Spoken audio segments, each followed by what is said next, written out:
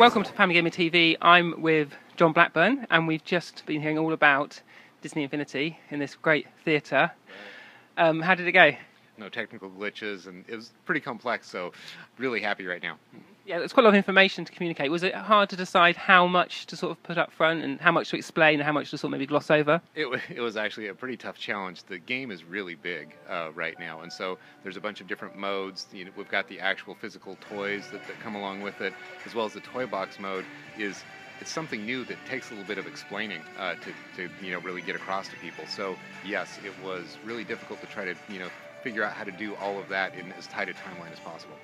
Now, one thing, seeing the toys in the game and the whole sort of package there, was there ever a moment where you thought about doing Disney Infinity but without the toys, or were the toys there from the very beginning? So right off the bat, when we talked to John Lasseter, he really said, "Look, I want a collectible line of toys that goes along with this." So we went ahead and everything was in the game was designed as a virtual toy as well. So everything in the game is a virtual toy, and then we had designed the actual figurines themselves right from the get-go. So this was actually an idea that came up a long time ago. And how about the fact that you got play sets for different franchises, but you can only use the figures from that particular franchise? Was there ever a mode in the game where you could cross different franchises? When we first started looking at this, we thought, maybe we should look into that. But it actually made everybody within Disney much more comfortable when we didn't do that.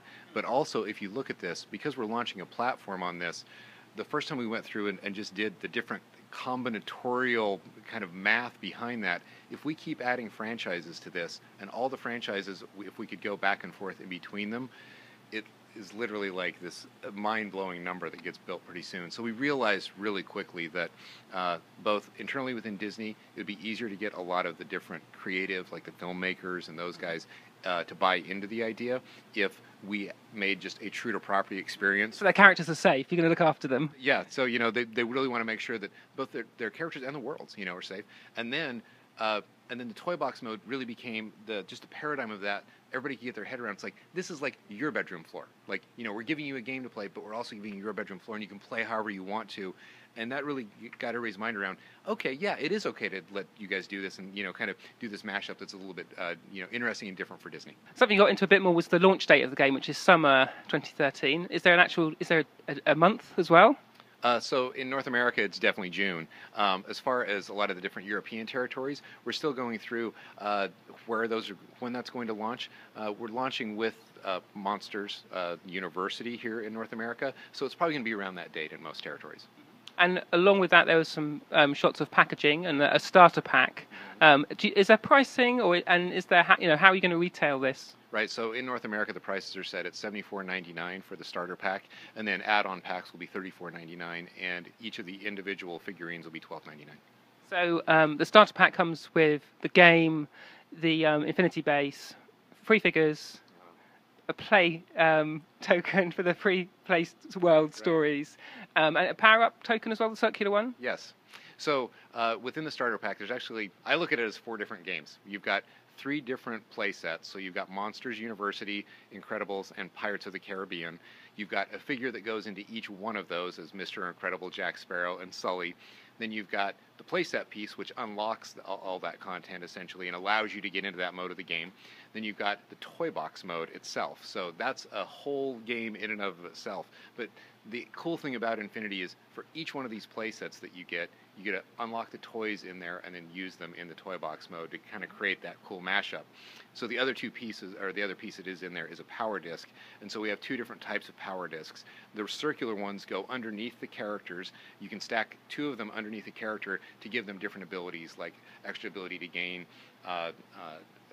like economy, or that you can actually make yourself more powerful with more damage or have a bigger health bar. Yeah, so that's how you handle sort of the character ability upgrades. So rather than storing them on the figure, you have the collectible tokens as well. So your characters do have experience, and so we do allow you to build them up to experience level 10, and then you get some prestige skins and those kind of things. But that's actually, but yes, those power discs are meant to be how you enhance your character. So that's the starter pack, and then you were saying, was it a booster pack? Is the next thing on? So playset expansion packs they would have 2 different figures in them, so you get 2 characters as well as another toy that unlocks that content there. So it would be something that represents that.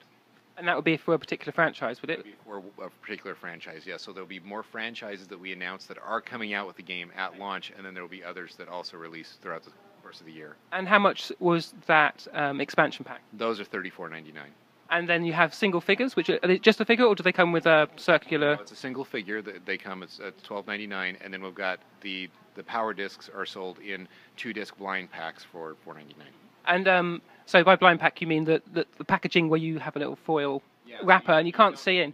But you'll be able to feel, won't you? Because they're different shapes. You'll know if you've got 2 circles or 2. If you're a circular guy, then you'll be able to get those. If you're if you've got if you like the hex, you'll be able to kind of know what you're getting into there. But the idea behind this is we want them to be collectible and tradable. So if let's say you're a player that really likes to build and wants to customize, and you want the Tron world theme, you can go and trade those to me, because I'm a guy that really just wants to upgrade my characters. We really feel like there will be that kind of schoolyard trading with this kind of the discs. Yeah. And I mean, have you thought about putting them in other places, like maybe cereal boxes or crisp packets, things like that? That's a good idea. So there's been some discussion. Yeah, I honestly, I don't know. I know there's been some discussion, but that's I've been having my head down in software lately. Yeah. And how many different discs, circles and hexagons are there? So I don't think we're announcing that yet, but there's a lot. Realistically, I know we're launching them in 3 different waves. So and then there's a significant number in each wave.